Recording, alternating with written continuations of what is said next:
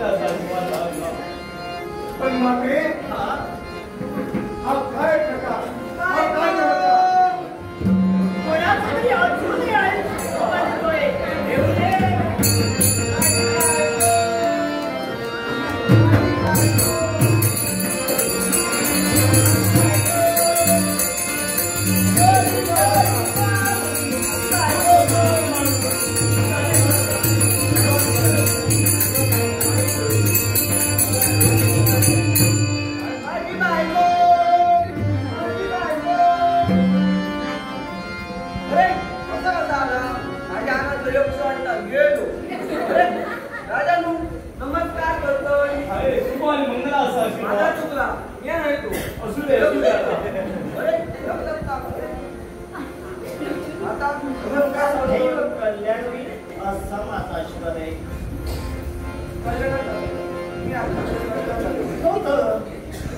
मग तुम्ही तुमच्या कर्तव्यासाठी होय जाते आता चला. पण माझी ताई कुठे आहे ग? राजा, तुझी ताई कुठे आहे? माझ्या मनात मग ऐक, ज्यावेळी शनियाने महालक्ष्मीचं युद्ध झालं त्या युद्धात शनीने मला शाप दिला की मृत्युलोकाच्या ठिकाणी क्षत्रिय कुलात तू कन्या जन्माला येशील. तू शाप सत्य करण्यासाठी मी क्षत्रिय कुलात जन्माला आले. समजलं आणि जी साक्षात उभी आहे ती तुझी ताई आणि तीच महालक्ष्मी आहे. हे माते माझा संघ खरोखर माझी ताई मला भेटली. पण कुबेरा माते कारण या सप्तपर्णी वृक्षातून माझी तू मुक्तता केली. म्हणजे हा वृक्ष म्हणजे सात्विक. या वृक्षातून तू माझी मुक्तता केली. पण या वृक्षाला या महत्व ठेवते. मग आहे गोपाल कृष्णाने नरक चतुर्थीच्या दिवशी नरकासुराचा वध केला. तेव्हा तो मोठा दिवस असेल तो आजचा दिवस. पण या आजच्या दिवशी या वृक्षाच्या सालीचा रस तू पिते. त्याला रोगराई कुठेही होणार नाही असाही माझा आशीर्वाद आहे. पण कुबेरा, ज्या वृक्षातून तू माझी मुक्तता केलीस पण तुलाही महत्व ठेवते. असं कोणतं महत्व माते? असं कोणतं महत्व? मग ऐकायचंय तर आहे. यावेळी तुला काय महत्व देते माहिती का?